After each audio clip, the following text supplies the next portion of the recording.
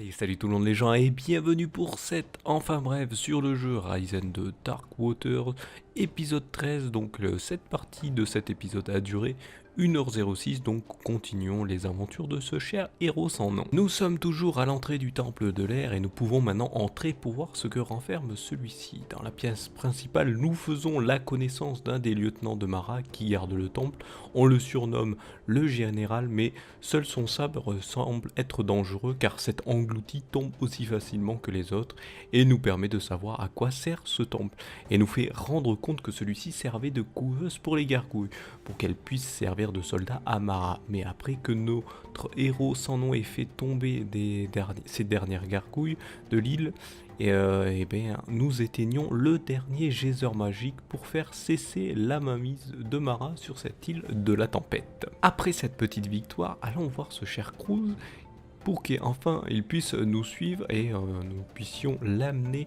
sur l'île d'Antigua, là où il veut aller.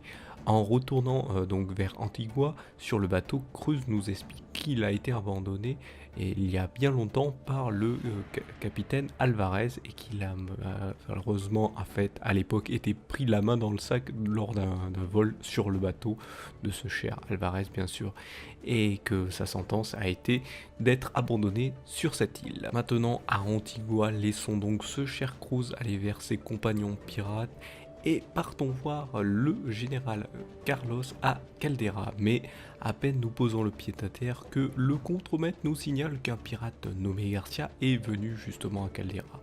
Précipitons-nous donc vers Carlos pour en savoir un peu plus. En parlant avec Carlos, nous apprenons que le Haut Conseil de l'Inquisition est en préparation pour signer un traité de paix avec Mara, ce qui expliquait donc les réactions de Sebastiano quand il nous demandait de lui remettre le harpon.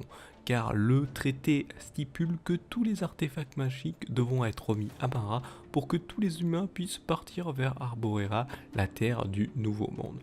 Mais le général Carlos nous fait très bien comprendre qu'il est de notre côté et qu'il n'accepte pas beaucoup les décisions du Haut Conseil. Nous apprenons ensuite qui représente le Haut Conseil. Celui-ci est présidé par Custodio l'érudit, qui est aidé par Pouco, le représentant des fermiers, ainsi que Godin, le représentant des artisans, mais en vérité, seules deux personnes dans le Haut Conseil ont le pouvoir de décision. Il s'agit de Morigato, qui représente la guilde des marchands, et le commandant Corrientes de la milice des protecteurs. Mais Corrientes semble ne pas être présent au Haut Conseil car il est au front, ou plutôt en expédition sur Arborea, et donc le chef de la guilde des marchands, Morgato, semble le seul qui dirige le Haut Conseil en attendant. Ce cher Garcia en a profité pour rechercher un moyen de le soudoyer pour mener à bien les plans de cette chère Mara. Nous allons donc devoir trouver des indices pour savoir où Garcia est parti en mer depuis son passage sur Caldera. Allons parler d'abord au premier l'ayant vu.